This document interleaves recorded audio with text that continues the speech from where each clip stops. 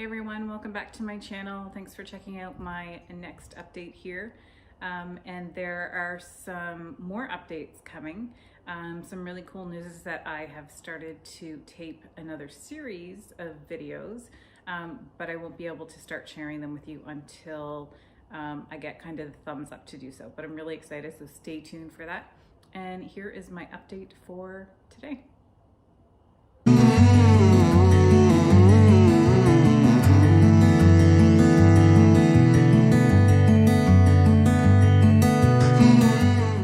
Going to update more last week, but it has just been a little bit of a hard period of time. So I've just been really tired and just kind of emotional, so I haven't really updated much. So I know I've been going to update, but so two things. One is you just don't know how you're gonna feel with grief and just a ton going on. So people have messaged me asking me how my father is doing. His recovery is going really well. We met with his doctor and he is going to be starting chemotherapy and we're just waiting to meet with his team about that. But otherwise he's doing actually really, really well. So thank you for asking. Secondly, you just don't know how you're gonna feel with grief and coming up to this 1 year mark that I lost my mom. It's just, some days it just wipes you out, and that's how it has been lately. Another thing before I kind of get into what I want to share today, which is what happened this time last year, and it's kind of a fun update actually, is I mentioned something in my video last week.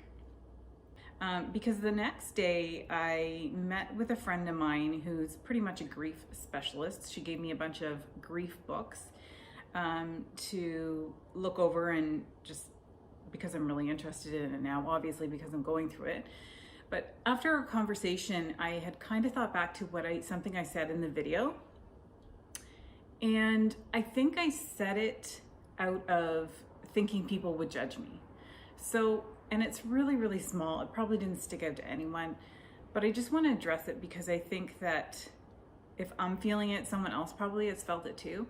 So what I had said was that when I was staying with my father, that everything of my mother's was still in place. Like her makeup bag is still in her dresser, and you know, her earrings are still there. Her flashlight is still by her bed. Like everything is still there. And I had said in the video, not that we haven't packed up some things or something, I said something similar to that. And I felt like sometimes people give me the impression that they think I should be further along in this grief journey. And the fact of the matter is, so when I had a conversation with a friend the next day, I thought, you know what, like, it's really interesting, and I don't want to change who I am or try to like be someone I'm not to make someone else feel better. There's a lot of really, really dumb stuff that people say to you when you're going through grief, and they have no clue, and it's actually, most of the time I can just kind of laugh it off. But other times it is kind of hurtful. So, because one person in particular has asked me over and over again, well, you know, did you pack up your mom's stuff yet? Blah, blah, blah. And we haven't. And I'm not ready to do that yet, because I am going to be the one kind of taking the lead on that. And you know what? It doesn't matter. If I'm not ready to do it within the 1 year mark, or 2 years, or 20 years, it doesn't matter. It's my journey, and I need to do things at my own pace. So, and this is not directed at anyone, but I just wanted to clarify that, because I think I made that comment in the other video because I was thinking of some comments I've received and that I should be further along. And you know what? I am where I am.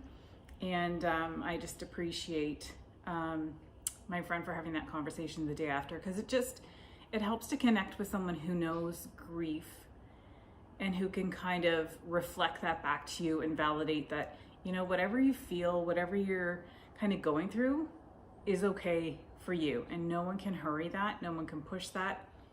And you know, a lot of the times it would just be really best for people to just say, you know what, I don't know what to say, but I just care.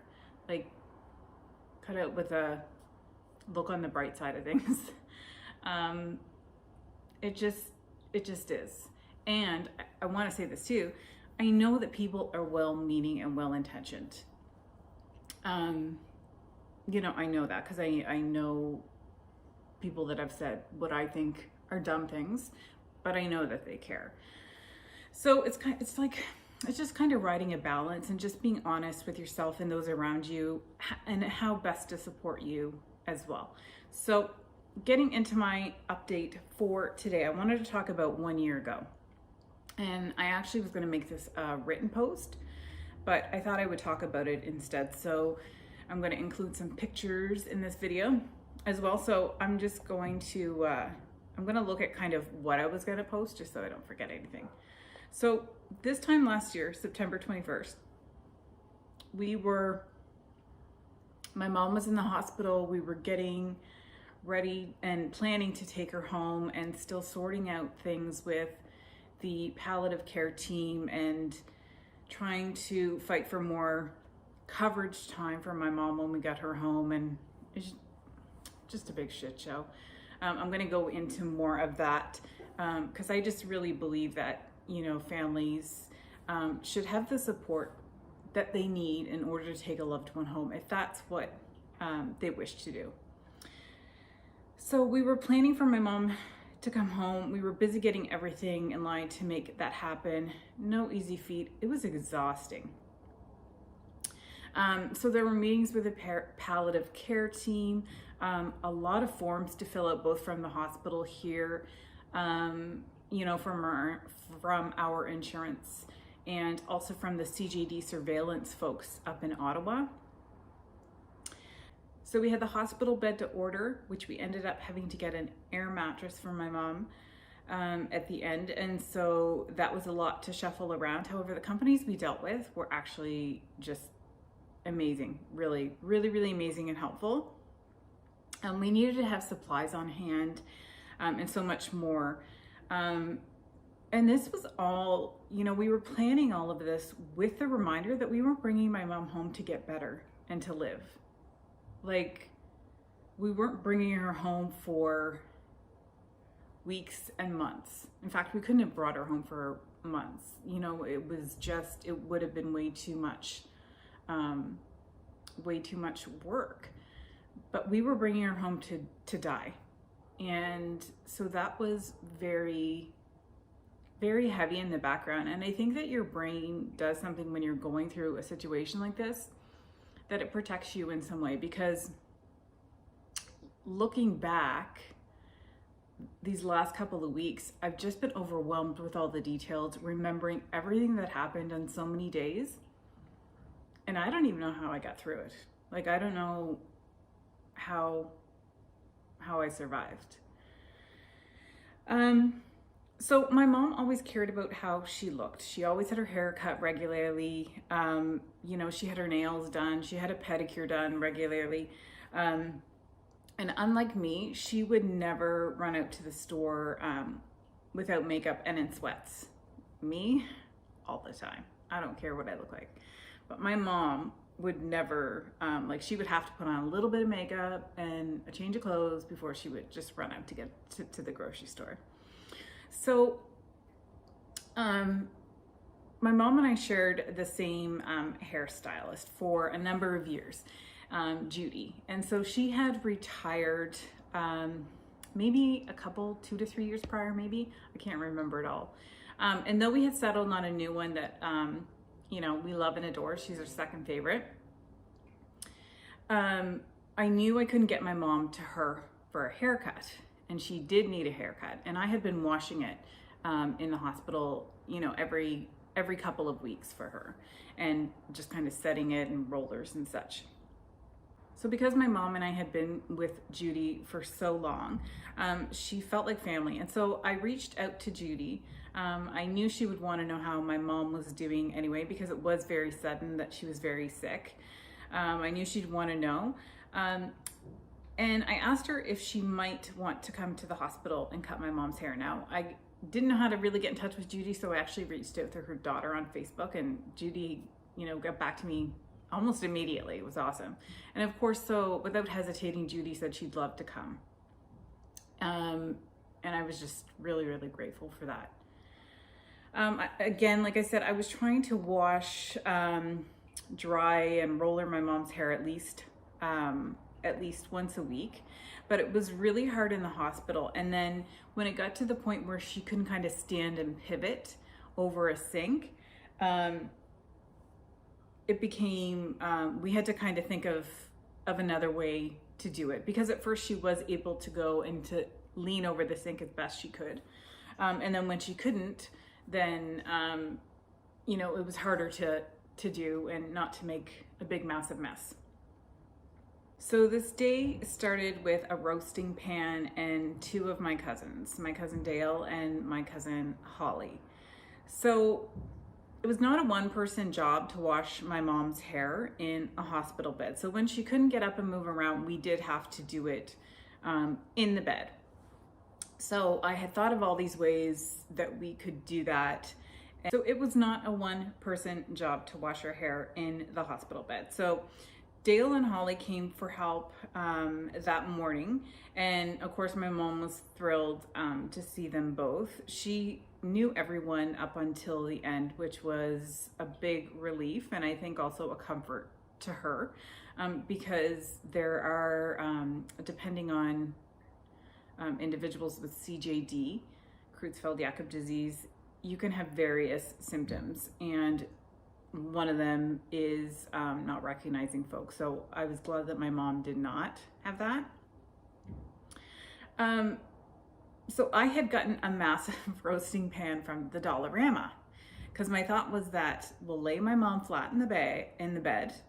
I'll put some pillows right kind of under her shoulder and neck, and then I can hang her head over the roasting pan to wash her hair. So between the three of us, one filled containers of warm water, while the other transferred them and the other poured them over her hair. So my mom just laughed. She thought it was actually really hilarious, which I was really glad for. And it went super well, and the bed and my mom stayed dry. So it was a great idea. It was a great idea. So it worked really, really well. So after her hair was freshly washed, the nurses moved her to the chair where it would be easy to do the cut. She was so thrilled to see our Jude walk into the room. She was so happy to see her, and I think Judy was happy to see my mom, and it was just nice to see Judy too. Again, like these people that you let into your world for years become like family. So I was thrilled to be able to get Judy there, and I was really happy that she and my mom had that time together. So she was so thrilled to see Judy, and she enjoyed eating her lunch while Judy did her hair, which you can see in this picture one last time. She did really, really well that day. She had a great day, and she looked really well. I feel like you would have no idea how actually sick she was by how she looked that day. And at that point, she was still able to use her left arm. So she had lost a little bit of the ability to use her right arm. And we didn't really notice that until kind of the end. I didn't realize she was avoiding that, but she was able to use her left arm, and she was able to eat solid foods, which was pretty amazing considering what this disease does to your brain and to your body and to your ability to function normally. The fact that she could still eat solid food, like September 21st last year, and she died October 11th, is pretty amazing. So after Judy did her hair and set it, I gave my mom a mani and a pedi in bed. And I still have that pale pink nail polish actually that I bought for her, and not a particularly great color that I would pick. I wouldn't really ever pick pale pink, but she seemed to like it. So we didn't know exactly when we would be able to take her home that day. there was plenty of things to kind of get firmed up before I would agree to take her home. I didn't want to get her home and be completely unequipped. And so I wanted to make sure that we had everything there with what we needed. And there were disagreements on how much time they thought we needed for caregiving. Keep in mind, she couldn't do anything for herself at that point. You know, it was terminal. It was very close to the end. We didn't know when, but things were going downhill every day. The fact that you have to fight for care is just, it's bizarre to me. And the caregiving that we did get is a whole other, story, which I am going to share. But the nursing care that we were able to get through our insurance was life-saving, and that's what we really depended on. So it was a really good day this time last year. It was a really good day. And I just still can't believe most days that she's gone and not here. It's hard, and I miss her. I just miss her tremendously right now. Those dealing with CJD right now, I just really feel for folks, because even when the doctor tells you, okay, it's CJD, it is a pretty rare disease, but most people don't know anything about it. So like, you're trying to read up on all this stuff. You don't know which category your family member, loved one is going to fit into. You know, I'm a member of this group on Facebook, and the folks going through this battle, like, the situations are so different. Yet the same thing is just the shock of how quickly loved ones go downhill, how quickly folks are misdiagnosed. That is one thing why I want to talk about CJD, because I think the more awareness, the better. My mom was at the ER so many times. They could have easily done blood tests and or lumbar puncture. Again, it wouldn't have made a difference. I get that, but we would have known. And perhaps people knowing earlier, they can do more. If there's something left on a bucket list, perhaps they can do that. It just doesn't seem right to me that so many folks are just diagnosed at the last minute and just, you know, die within a month or even days or weeks. And the age range of folks who get this is just so all over the place. So my heart just goes out to those dealing with CJD. I had no idea what I was even in for this time last year, and I just hope that we can, that our family can be able to set up a fund and help support other families that are thrown into this situation. And also just to provide a little bit of peer support to someone to say, okay, this is what the journey looked like for me. It may not look like it for you, but you're not alone. So that's it for this video. I am going to try to do more videos, like I said, but again, it is just a little bit of a rocky time right now for me, and so I'm going to do my best, because there is lots of really awesome stuff that I do want to share. Thanks for checking this out. Give me a thumbs up, click the subscribe button, and feel free to also share this video if you like. See ya.